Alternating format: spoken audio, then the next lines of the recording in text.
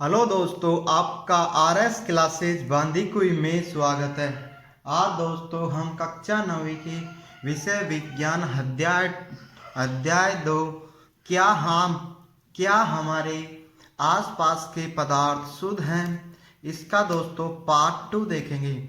इससे पहले का पार्ट 1 दोस्तों हमारे चैनल आरएस क्लासेज बांदीकुई के प्ले लिस्ट में आपको मिल जाएगा, तो आप वहां जाके पार्ट 1 देख सकते हो। अब दोस्तों हमने पार्ट 1 के अंदर हमने पदार्थों को दो भागों में बांटा था। पदार्थ क्या होते हैं तथा पदार्थों को दो भागों में बांटा था। पदार्थ शुद्ध और अशुद्ध होते हैं। शुद्ध पदार्थ कौन से हैं और अशुद्ध पदार्थ कौन से हैं, वो हमने सब कुछ हमने पार्ट 1 के अंदर समझ लिया है दोस्तों। अब दोस्तों हम इससे आगे करेंगे। हमारा पहला क्वेश्चन है दोस्तों, निलंबन किसे कहते हैं। हमारा पहला क्वेश्चन है दोस्तों, निलंबन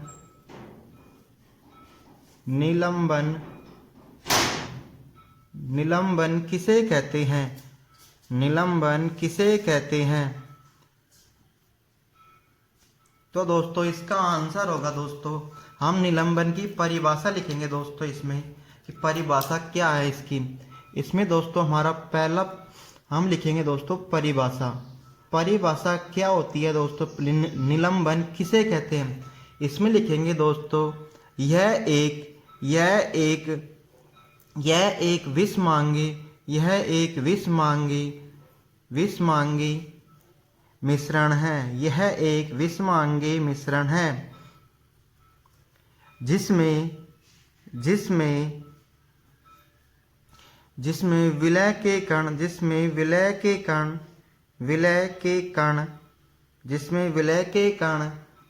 घुलते नहीं हैं।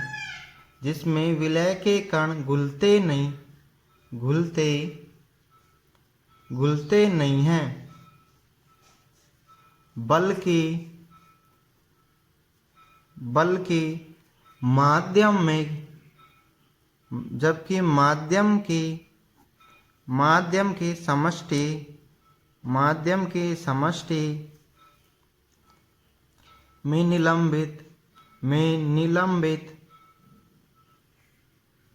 निलंबित रहते हैं। इन्हें हम आंखों से नहीं देख सकते। इन्हें आंखों से नहीं देखा जा सकता। इन्हें आंखों से नहीं देखा जा सकता है। इन्हें नहीं आंखों से नहीं देखा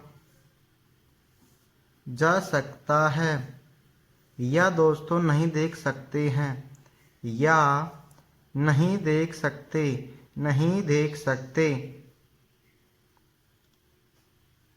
हैं। इसके बाद में दोस्तों हम निलंबन के गुणधर्म लिखेंगे कि निलंबन के गुणधर्म क्या है। हम इसमें अगला पॉइंट डालेंगे दोस्तों, निलंबन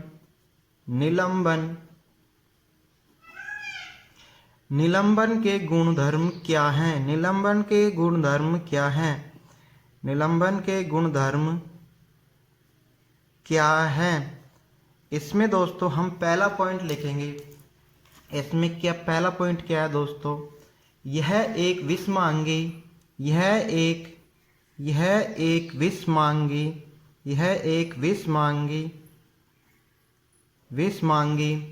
मिश्रण है। यह एक विषमांगी मिश्रण है। इसमें दूसरा पॉइंट लिखेंगे दोस्तों, इनके कणों को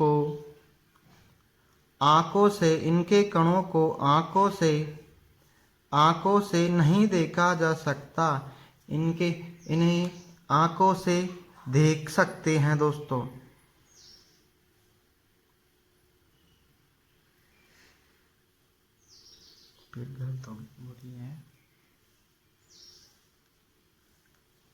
इसमें दोस्तों इन्हें आंखों से देखा जा सकता है। इनको आंखों से देखा जा सकता है, इनको आप देख सकते हैं। अब दोस्तों इसमें लिखेंगे, इन कणों को आंखों से देख सकते हैं।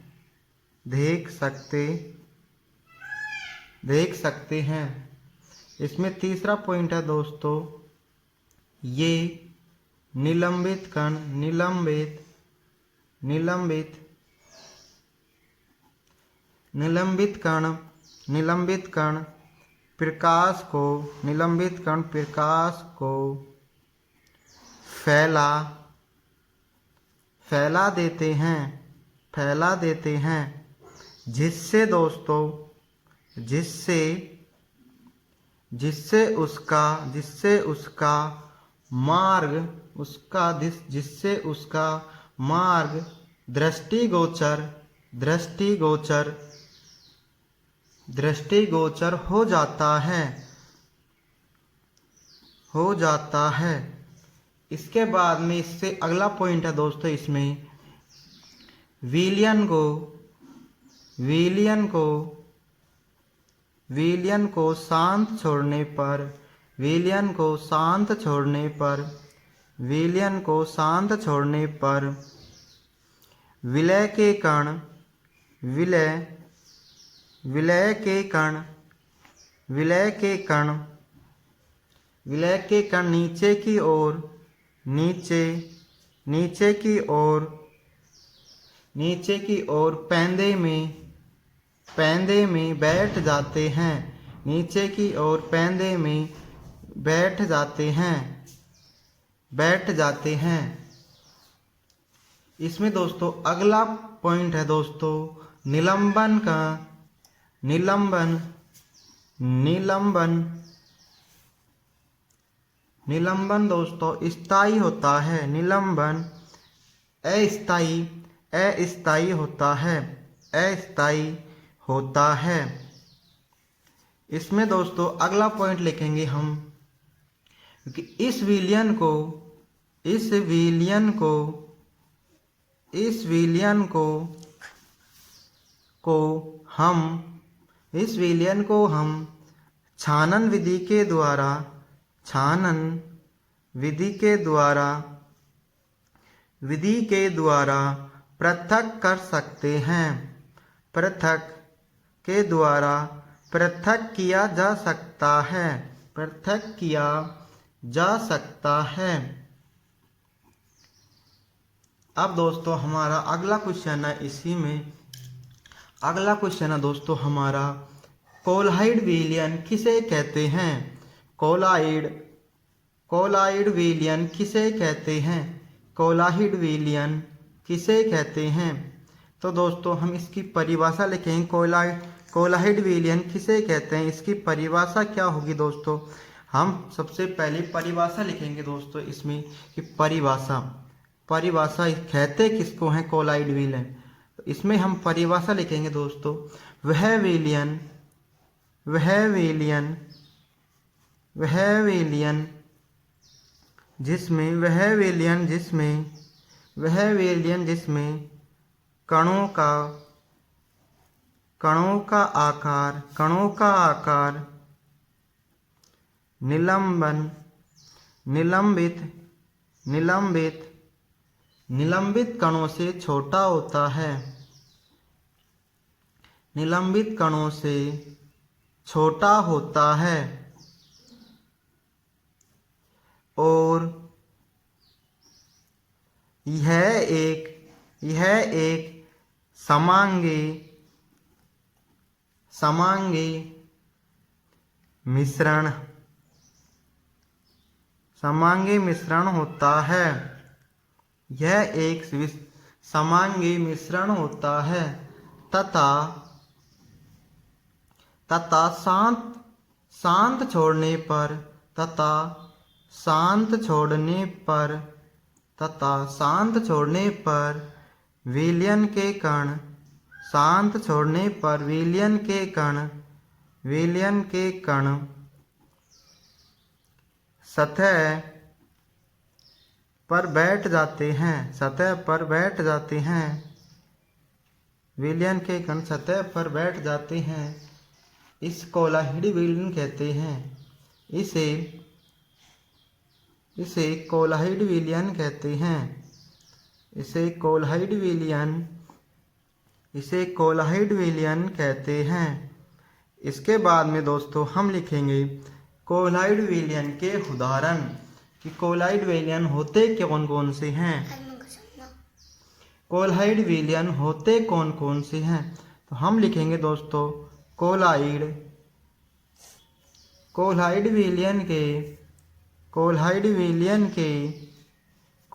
विलयन के उदाहरण। तो दोस्तों इसमें हम एक सारणी बनाएंगे, जो मैं आपके सामने बना रहा हूँ वो आपको उतार लेनी है दोस्तों। तो मैं एक सारणी बनाऊंगा दोस्तों आपके सामने। अब दोस्तों हम इसमें लिखेंगे सारणी बना के कि परिक्षिप्त अवस्था, प्रक्षिप्त प्रावस्था, परिक्षेपण माध्यम, प्रकार कौन सा प्रकार का कोलाइड विलयन है और उदाहरण। तो इसमें दोस्तों जब परिक्षिप्त अवस्था यदि जब द्रव अवस्था में होती है, और दोस्तों परिक्षेपण माध्यम गैस अवस्था में होता है, तो दोस्तों कोलाइड विलयन एरोसोल प्रकार का होता है। एरोसोल प्रकार का होता है। और दोस्तों इसके उदाहरण होंगे दोस्तों हमारे कोहरा यानी दोस्तों धुंध बोलते हैं हम सर्दियों की, तो दोस्तों धुंध ही कहते हैं, कोहरे को धुंध कहते हैं दोस्तों हम। इसके बाद में दोस्तों इसका उदाहरण है दोस्तों बादल। और दोस्तों इसके बाद में हम लिखेंगे दोस्तों दूसरा क्या है दोस्तों हमारा, यदि प्रक्षिप्त अवस्था ठोस अवस्था है, प्रस्ता ठोस प्रावस्था है, और माध्यम दोस्तों गैस है, और प्रावस्था ठोस है, तो ये भी दोस्तों एरोसोल बनेगा। Aerosol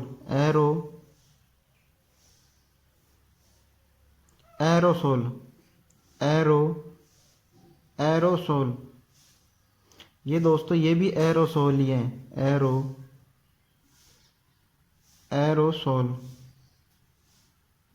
aerosol. तो दोस्तों इसके उदाहरण होंगे दोस्तों धुआं,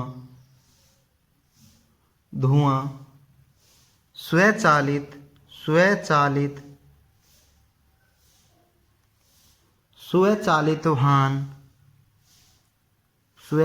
वाहन, इसके उदाहरण हो जाएंगे दोस्तों धुआं और स्वचालित वाहन। इसके बाद में यदि दोस्तों परिक्षिप्त प्रावस्था यदि गैस अवस्था में है, और दोस्तों परिक्षेपण माध्यम द्रव अवस्था में है, तो दोस्तों कोलाइड विलयन फोम प्रकार का बनेगा। कोलाइड विलयन दोस्तों फोम प्रकार का बनेगा। और इसका उदाहरण हो गया दोस्तों सेविंग क्रीम।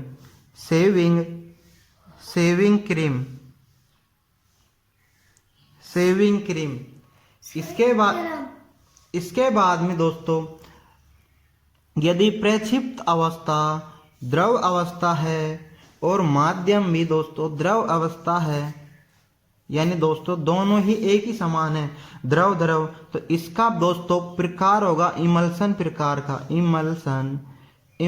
प्रकार का दोस्तों कोलाइड विलयन बनेगा। जैसे दोस्तों उदाहरण हो गया दूध,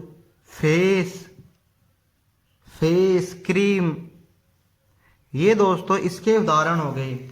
इसके बाद में दोस्तों अगला उदाहरण लेंगे दोस्तों, यदि प्रक्षिप्त प्रावस्था ठोस अवस्था है, और दोस्तों परिक्षेपण माध्यम द्रव अवस्था है, तो इसका दोस्तों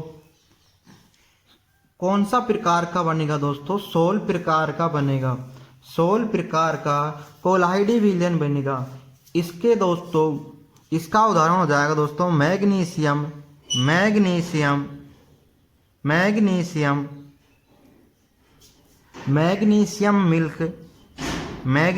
मिल्क, और दोस्तों कीचड़।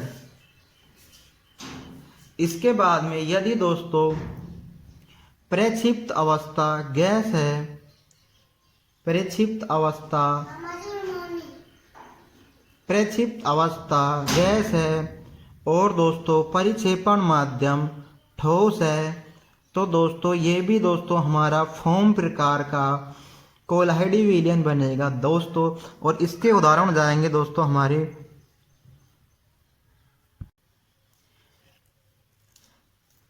इसके बाद में दोस्तों यदि प्रक्षिप्त अवस्था गैस है और परिक्षेपण माध्यम यदि ठोस है तो ये दोस्तों कोलाइड विलयन बनेगा दोस्तों फोम प्रकार का।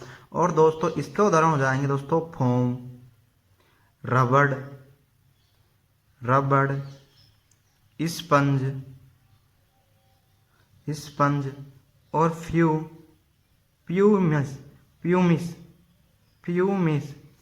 इसके बाद में दोस्तों हमारा अगला उदाहरण है यदि प्रक्षिप्त अवस्था, यदि प्रक्षिप्त प्रावस्था द्रव अवस्था है और दोस्तों परिक्षेपण माध्यम ठोस अवस्था है तो दोस्तों ये जेल प्रकार का जेल, जिसको हम दोस्तों बालों को सेट करने के लिए लगाते हैं उसे जेल कहते हैं। उसमें दोस्तों परिक्षिप्त प्रावस्था द्रव होती है और परिक्षेपण माध्यम ठोस होता है तो ये जेल प्रकार जेल बनाता है। इसके उदाहरण हो जाएंगे दोस्तों जेली, जेली, पनीर, पनीर, मक्खन। इसके बाद में दोस्तों अगला उदाहरण लेंगे हम यदि प्रक्षिप्त अवस्था ठोस है और दोस्तों परिक्षेपण माध्यम भी ठोस है तो दोस्तों यह ठोस सोल बनता है, ठोस सोल प्रकार का कोल्हाइडी विलयन बनता है।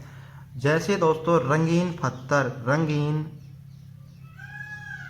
रंगीन पत्थर, रंगीन पत्थर, रंगीन पत्थर, दूधिया, दूधिया, दूधिया कांच। इसके बाद में दोस्तों हम अगर इसमें अगला क्वेश्चन है दोस्तों हमारा कोल्हाइडी विलयन के गुणधर्म। तो हम दोस्तों इसके बाद में कोल्हाइडी विलयन के गुणधर्म लिखेंगे। इसके बाद में दोस्तों हम लिखेंगे कोल्हाइडी विलयन के गुणधर्म कि इसके गुणधर्म होते क्या हैं। कोल्हाइडी विलयन के, कोलाइड विलयन के, कोलाइड विलयन के गुणधर्म, कोल्हाइडी विलयन के गुणधर्म। तो दोस्तों कोल्हाइडी विलयन के गुणधर्म लिखिए। कौन कौन से कोल्हाइडी विलयन होते हैं। इसमें दोस्तों हम पहला उदाहरण लेंगे, पहला पॉइंट लिखेंगे दोस्तों यह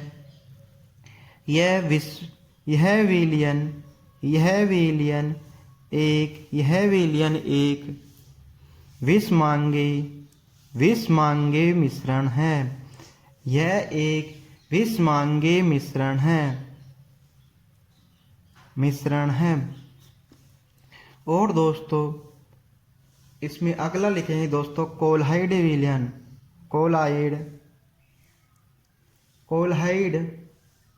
कोलाइड कणों का आकार, कोलाइड कणों का आकार इतना छोटा होता है, इतना छोटा होता है कि इन्हें आंखों से नहीं देखा जा सकता। इन्हें आंखों से नहीं देखा जा सकता है, नहीं देखा जा सकता है। इसके बाद में दोस्तों इसी में अगला पॉइंट लिखेंगे हम, पॉइंट नंबर 3। ये प्रकाश की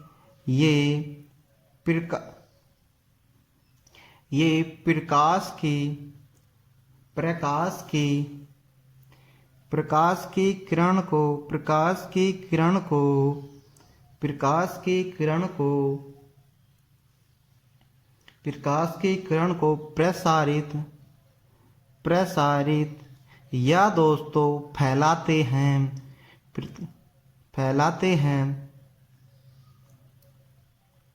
इसलिए ये मार्ग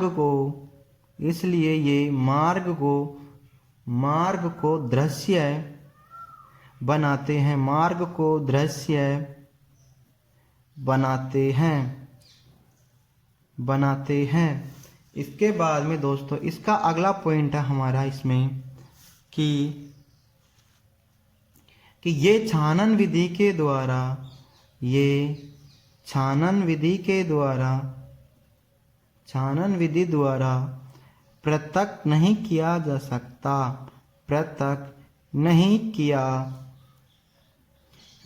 किया जा सकता है, नहीं किया जा सकता है। लेकिन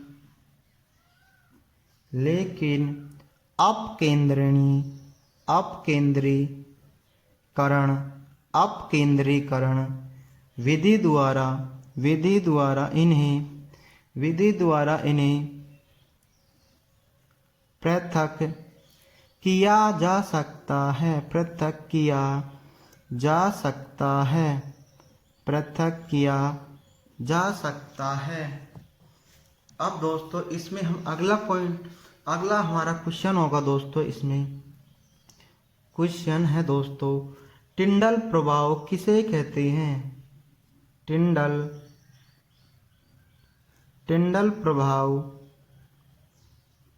प्रभाव किसे कहते हैं?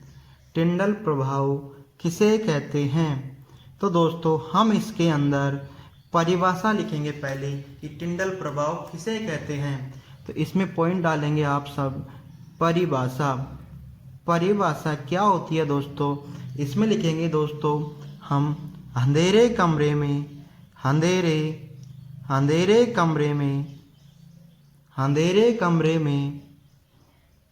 प्रकाश की रोशनी, अंधेरे कमरे में प्रकाश की रोशनी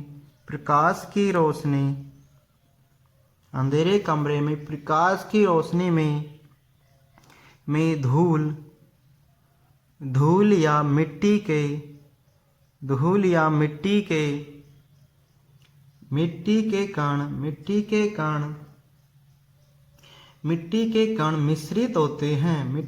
कण मिश्रित होते हैं या इसे टिंडल प्रभाव कहते हैं। टिंडल प्रभाव कहते हैं। जैसे दोस्तों हम उदाहरण देखते हैं। उदाहरण हमारा दोस्तों इसका पहला उदाहरण है दोस्तों, जल के विलयन में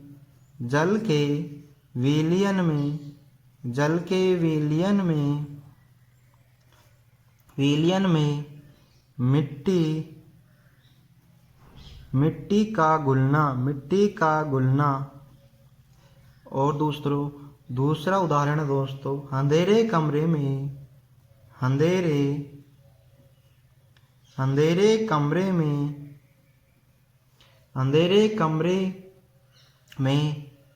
प्रकाश के मिश्रित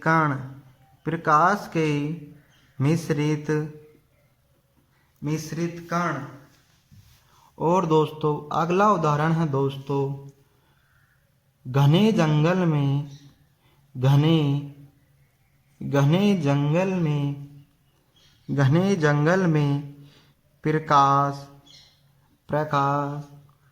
प्रकाश की किरण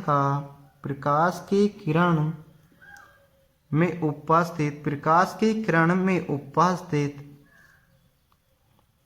उपस्थित मिट्टी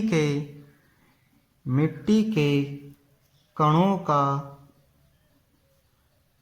का मिश्रित होना। अब दोस्तों हम लिखेंगे, हमारा अगला क्वेश्चन रहेगा दोस्तों इसमें कि मिश्रणों को पृथक करने के लिए मिश्रणों को पृथक्करण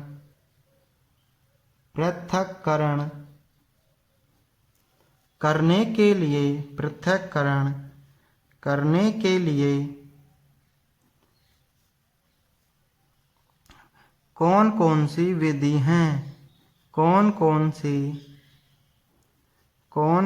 सी विधि हैं? विधि हैं। तो इसमें दोस्तों हम पहली विधि लिखेंगे दोस्तों। इसमें दोस्तों पहली विधि लिखेंगे हम अघुलनशील, अघुलनशील, अघुलनशील, अघुलनशील द्रवों का पृथक्करण, पृथक्करण। अब दोस्तों इसका हम एग्जाम्पल हो गया हमारे पास में दोस्तों, आप सब देखे होंगे दोस्तों, मिट्टी का तेल, मिट्टी का तेल, मिट्टी का तेल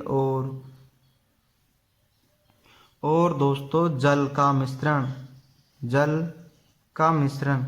ये दोनों दोस्तों द्रव अवस्था में पाए जाते हैं, लेकिन दोनों मिक्स नहीं होते, दोनों मिश्रित नहीं होते दोस्तों। ये दोनों दोस्तों अलग अलग परत के रूप में पाए जाते हैं। तो दोस्तों हम इसमें प्रयोग करेंगे, हम दोस्तों प्रयोग क्या है दोस्तों, हम पहला पॉइंट लिखेंगे प्रयोग के अंदर कि मिट्टी के तेल, मिट्टी के तेल, मिट्टी के तेल और जल के मिश्रण को,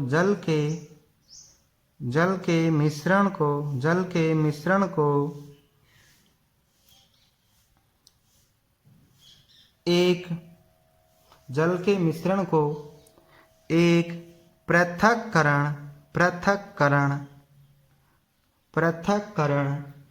कीप में डालते हैं, पृथक्करण कीप में डालते हैं। और दोस्तों इसमें दूसरा पॉइंट लिखेंगे हम, कुछ देर तक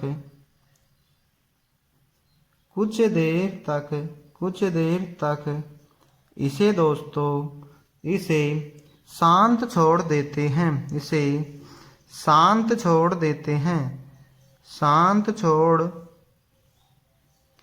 देते हैं, ताकि जल तथा तेल की पृथक परत तैयार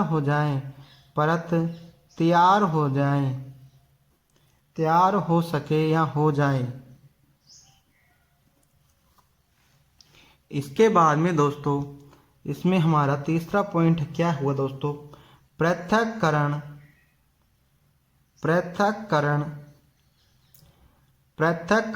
कीप के स्टॉक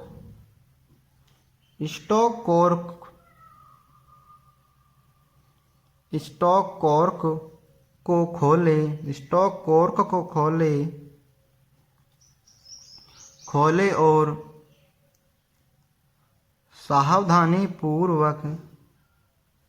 सावधानी पूर्वक नीचे वाले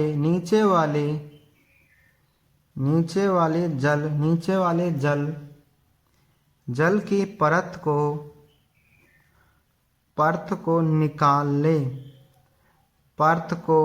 निकाल ले। इसके बाद में अगला पॉइंट है दोस्तों हमारा, जैसे ही तेल नीचे पहुंचे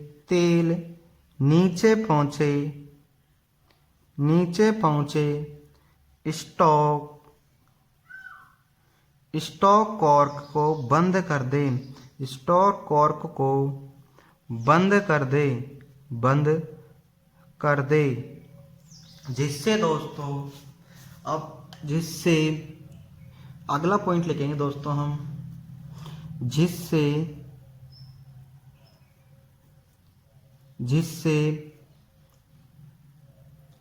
कीप के अंदर मिट्टी का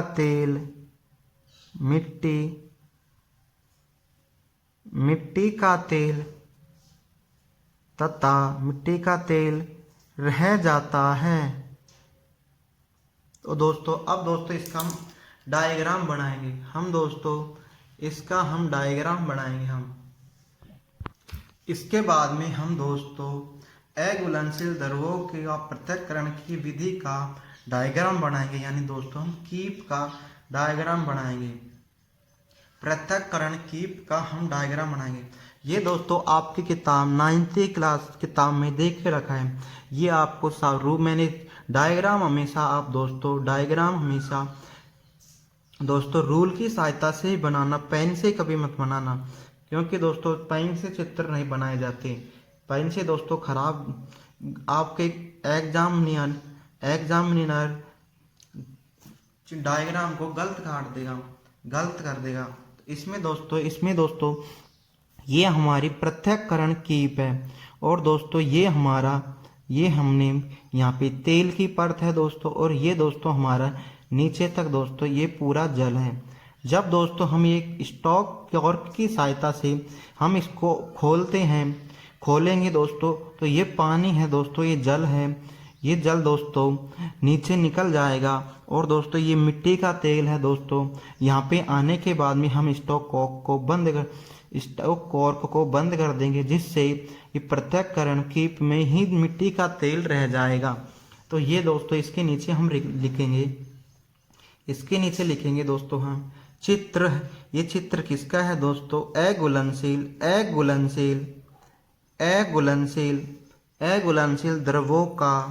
अघुलनशील द्रवों का पृथक्करण का चित्र है। यानी दोस्तों पृथक्करण हमने किया है, उसका डायग्राम कैसा होता है ये इसका डायग्राम। अब दोस्तों हम पृथक्करण विधि का उपयोग कहाँ पे करते हैं, इसके अनुप्रयोग लिखेंगे हम दोस्तों। अनुप्रयोग, इसमें दोस्तों हम पहला करेंगे। पहला हमने लिखा दोस्तों मिट्टी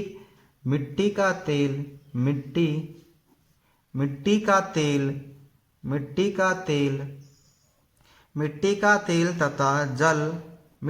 तेल तथा जल के अघुलनशील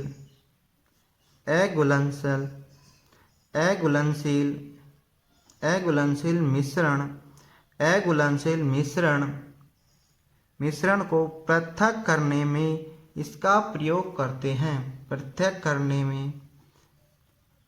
और दोस्तों इसमें लिखेंगे दूसरा, धातु शोधन के दौरान लोहे को पृथक करने के लिए धातु शोधन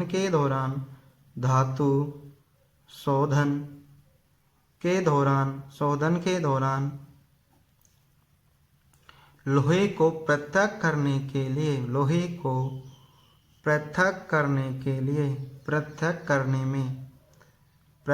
करने में। इसके बाद में दोस्तों इसमें तीसरा पॉइंट है हमारा, इस विधि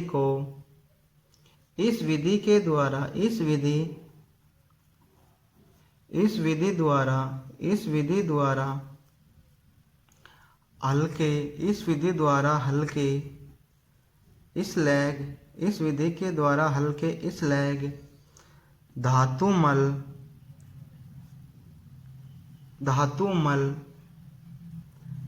मल को ऊपर से हटा लिया जाता है, धातु मल को ऊपर से हटा लिया जाता है तथा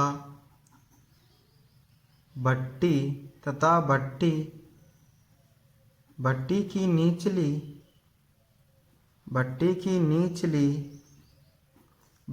निचली सतह पर पिघला हुआ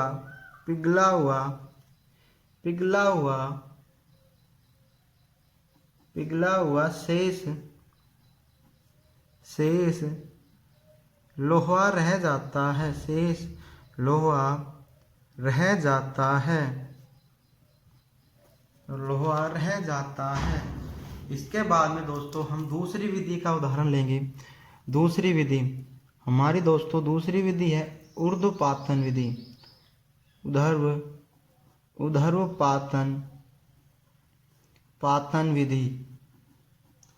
ऊर्ध्वपातन विधि क्या होती है दोस्तों? हम इस विधि का उपयोग नमक और कपूर के मिश्रण को पृथक करने में किया जाता है। यानी दोस्तों इसमें लिखेंगे हम दोस्तों, इस विधि का उपयोग इस विधि का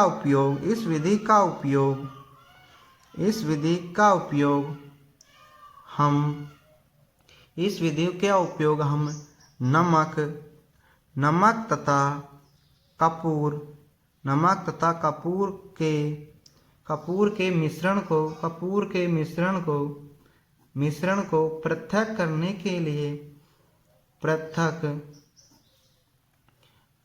में करते हैं। अब दोस्तों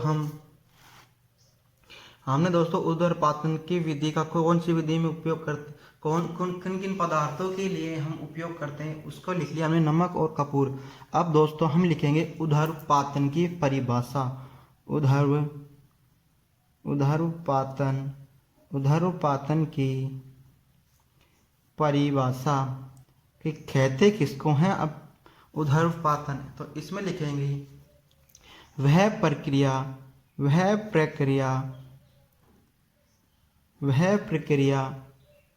जो ठोस अवस्था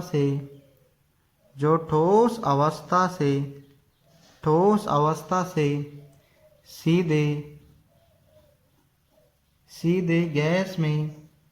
सीधे गैस में परिवर्तित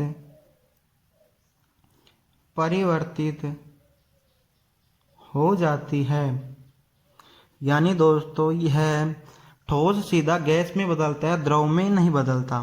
तो इसमें लिखेंगे दोस्तों ठोस, एरो का चिन्ह दोनों साइड, तो और गैस। अब दोस्तों हम इसमें लिखेंगे, इसमें दोस्तों हम प्रयोग करेंगे। हमारा प्रयोग है दोस्तों, हम प्रयोग क्या कर देंगे दोस्तों, इस प्रकार के हम लिखेंगे दोस्तों। इसमें पहला पॉइंट, इसमें पॉइंट लिखेंगे दोस्तों, इस प्रकार के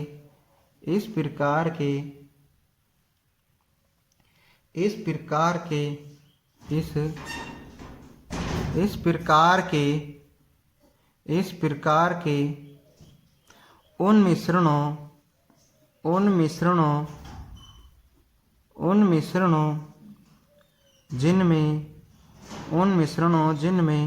ऊर्ध्वपातित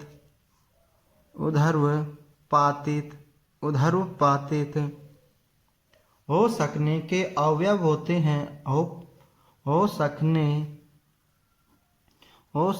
के अवयव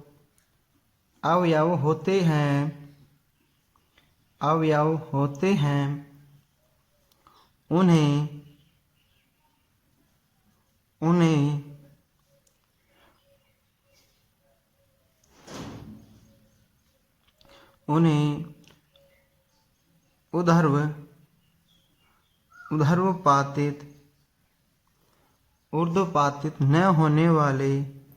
ऊर्ध्वपातित न होने वाले अशुद्धियां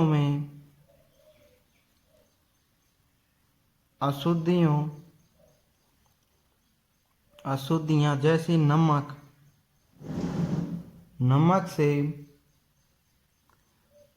से पृथक करने के लिए ऊर्ध्वपातन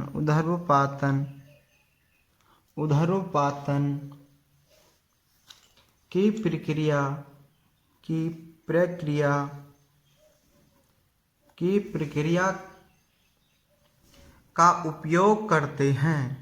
प्रक्रिया का उपयोग करते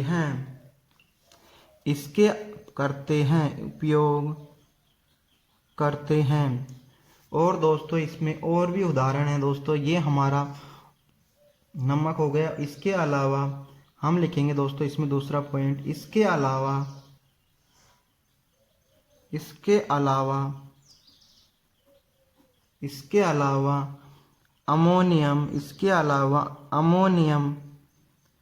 अमोनियम क्लोराइड,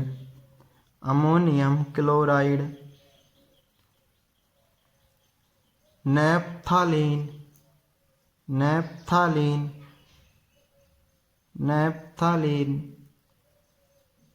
एंथ्रासीन, एंथ्रासीन इत्यादि इत्यादि उदरपातित उदरपातित होने योग्य ठोस पदार्थ हैं। ठोस पदार्थ के कुछ उदाहरण हैं। इसके बाद में दोस्तों हम इस विधि का, उदरपातित विधि का डायग्राम बनाएंगे। दोस्तों कैसा होता है इसका डायग्राम। इस विधि में दोस्तों स्टॉप लेते हैं, स्टॉप, और दोस्तों स्टॉप के ऊपर हम दोस्तों एक चीनी की प्याली, यानी दोस्तों हमारे पहले चीनी मिट्टी की प्याली चलती थी, तो हम दोस्तों उसका प्रयोग करते हैं, चीनी मिट्टी की प्याली। उसमें दोस्तों उसके ऊपर दोस्तों हम नमक और कपूर का मिश्रण लेते हैं, और इसके ऊपर दोस्तों हम उल्टी रखी कीप, यानी दोस्तों हम इसके ऊपर हम उल्टी कीप रख देते हैं, और उल्टी कीप के मुख पर, वो मुंह ऊपर वाला खुला होता है, उसके ऊपर दोस्तों हम रुई का फुआ लगा देते हैं, रुई का फुआ या प्लग लगा देते हैं। और दोस्तों ये दोस्तों हम जब स्टॉप को हम चालू करते हैं, तो ये दोस्तों कपूर है दोस्तों उधर्वपातित होने लगती है, यानी दोस्तों ये ठोस से गैस अवस्था में परिवर्तित होने लगती है, और दोस्तों नमक प्याली में ही रह जाता है। और दोस्तों ये कपूर है दोस्तों वाष्प होकर उल्टी रखी कीप में की सतह पर जाकर चिपक जाती है, और दोस्तों ये दोनों अलग पृथक हो जाते हैं। तो इस विधि के द्वारा हम दोस्तों कपूर तथा नमक का मिश्रण को पृथक कर सकते हैं। तो इसके नीचे दोस्तों हम लिखेंगे उदरपातित प्रक्रिया द्वारा कपूर तथा नमक का पृथक्करण का डायग्राम है। ये दोस्तों चित्र, ये दोस्तों आपको साफ नहीं दिखाई दे रहा है मैंने जो डायग्राम बनाया है, तो ये भी दोस्तों आपकी किताब कक्षा 9वीं में ये डायग्राम दे के रखा है। उसमें से दोस्तों आप साफ डायग्राम बना लेना आपकी कॉपी के अंदर, थोड़ा बहुत बड़ा भी बनाना दोस्तों, क्योंकि साफ दिखाई दे। आपको मैंने डायग्राम बनाया उसमें साफ नहीं दिखाई दे रहा होगा, तो आप दोस्तों किताब से देखकर बड़ा डायग्राम बनाना, और आप डायग्राम को सही बनाना। इसके बाद में दोस्तों पृथक्करण की तीसरी विधि का नाम है दोस्तों क्रोमेटोग्राफी।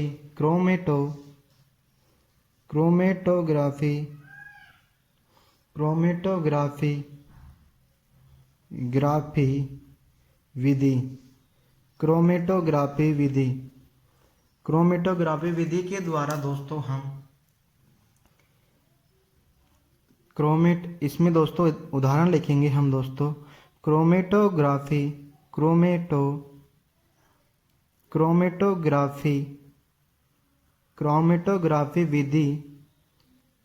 विधि के द्वारा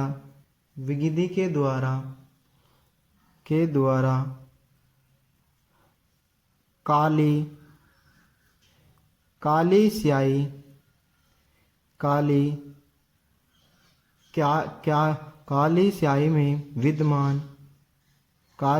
में विद्यमान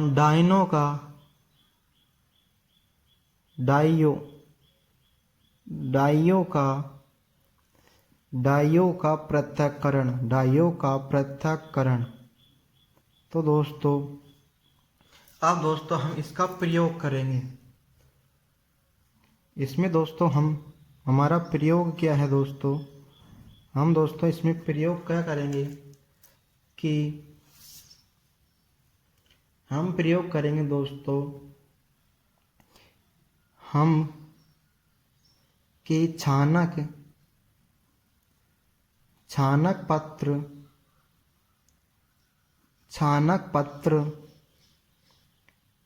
पत्र की एक परत एक पतली एक पतली एक पतली परत लेते हैं। प्रयोग करते हैं दोस्तों, हम एक पतली परत लेते हैं। अब दोस्तों दूसरा पॉइंट है इसमें, इनके नीचे इनके नीचे इनके नीचे इनके निचले निचले किनारों इनके निचले किनारे से 3 सेंटीमीटर 3 सेंटीमीटर ऊपर 3 सेंटीमीटर ऊपर पेंसिल से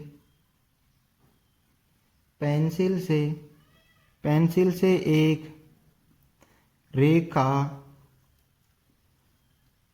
खींच ले।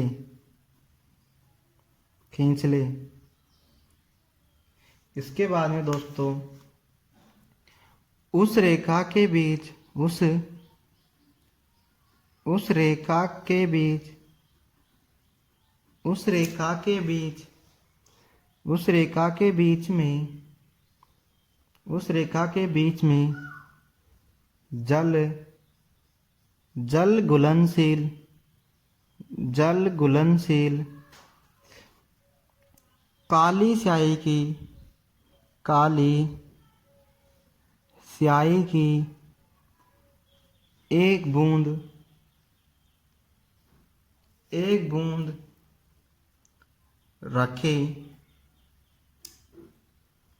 रखे और इसे सूखने दे। इसके भी चौथा पॉइंट है,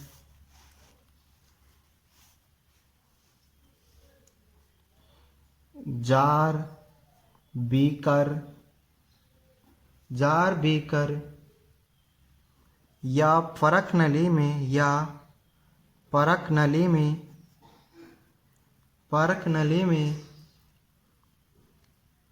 में जल ले और उसमें इस छानक कागज को इस प्रकार रखे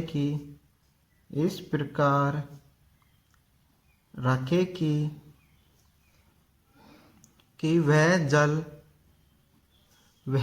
की सतह से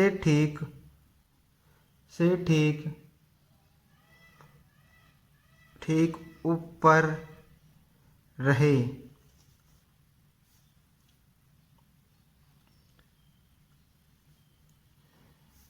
तथा जैसा कि हम चित्र बनाएंगे दोस्तों, जिसमें आपको दिखाई देगा जैसा कि चित्र में दिखाया गया है, दर्शाया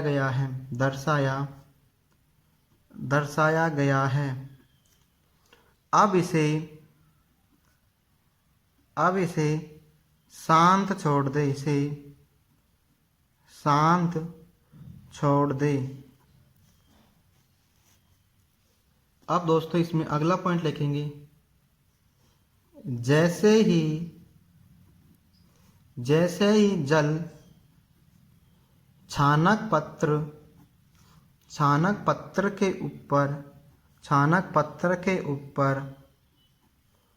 ऊपर की ओर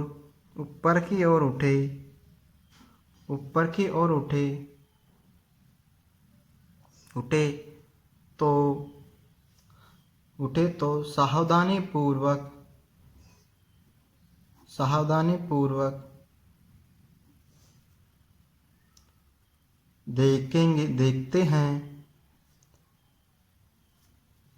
देखते हैं।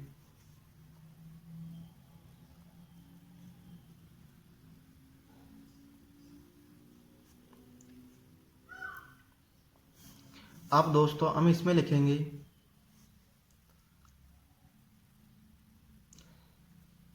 इसमें दोस्तों हमारा ये दोस्तों प्रयोग होगा, ये हमारा दोस्तों क्रिया विधि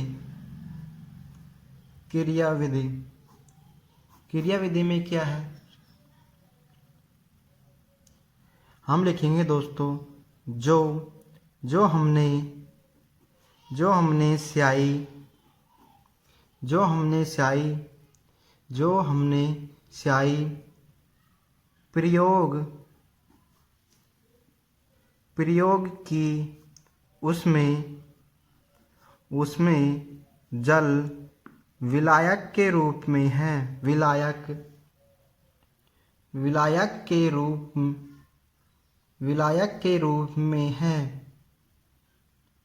में है तथा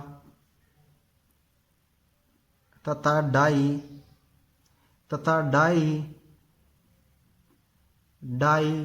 विलय के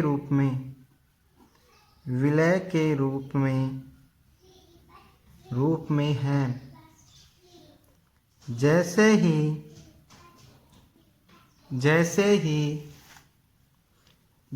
ही छानक पत्र को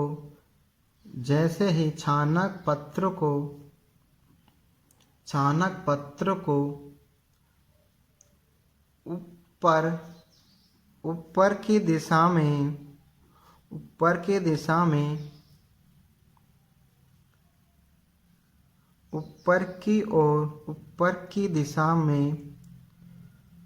ऊपर की ओर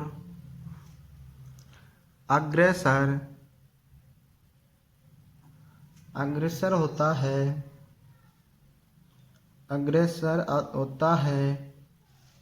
तो यह डाई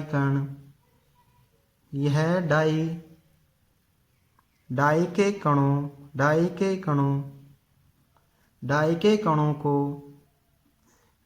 कणों को भी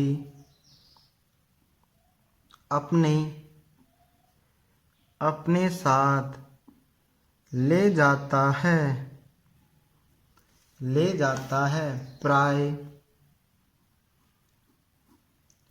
प्राय डाई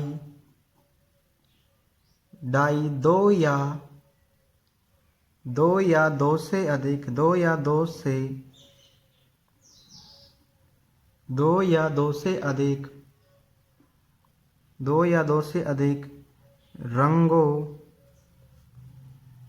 रंगों का मिश्रण होता है।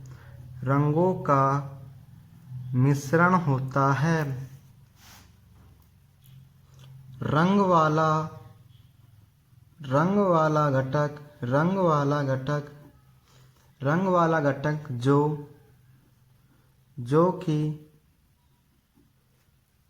जल में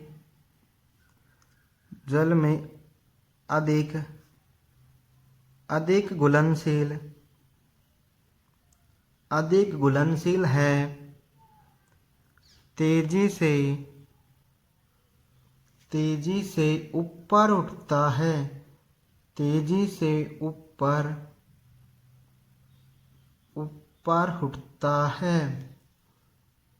और इस प्रकार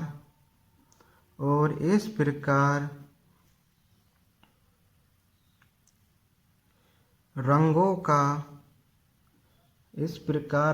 का पृथक्करण संभव हो जाता है।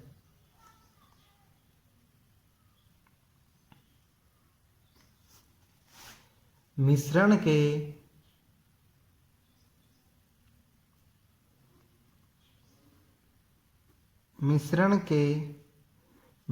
से घटकों का पृथक करने की विधि को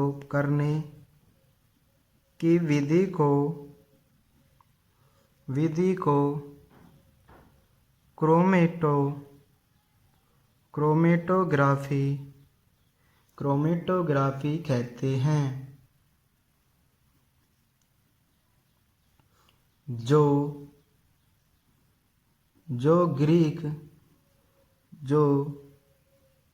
ग्रीक भाषा का ग्रीक भाषा का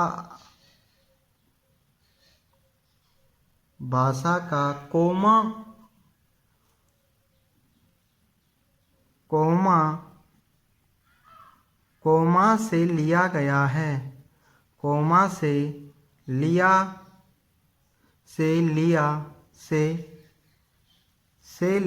गया है, जिसका अर्थ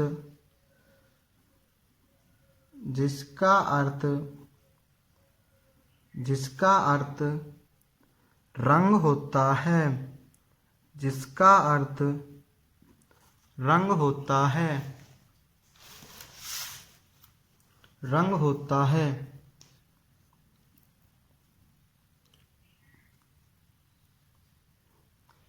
इसके बाद में लिखेंगे दोस्तों, इस विधि का उपयोग सर्वप्रथम सबसे पहले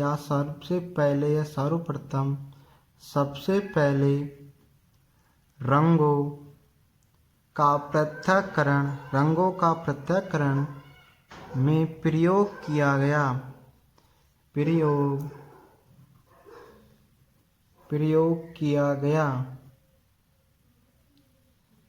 इसलिए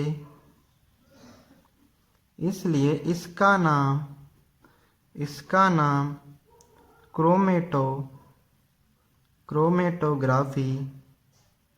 क्रोमेटोग्राफी पड़ा।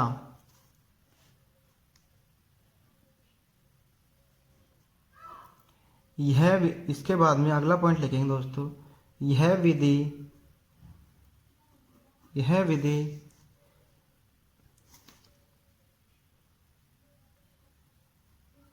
ऐसे विलयनों के लिए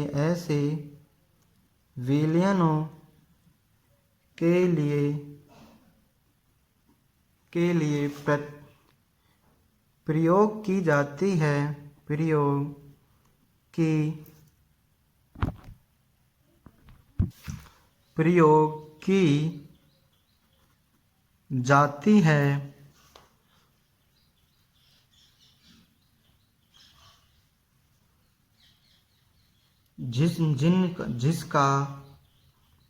जिनमें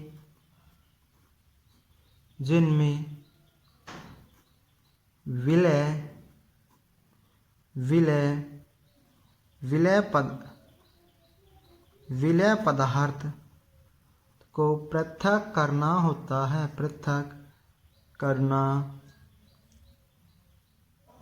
है। और जो एक ही विलायक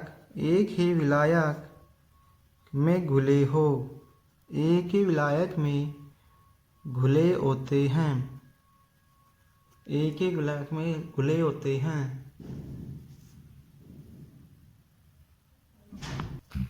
इसके बाद में दोस्तों हम डायग्राम बनाएंगे दोस्तों, इनका क्रोमेटोग्राफी विधि का डायग्राम बनाएंगे।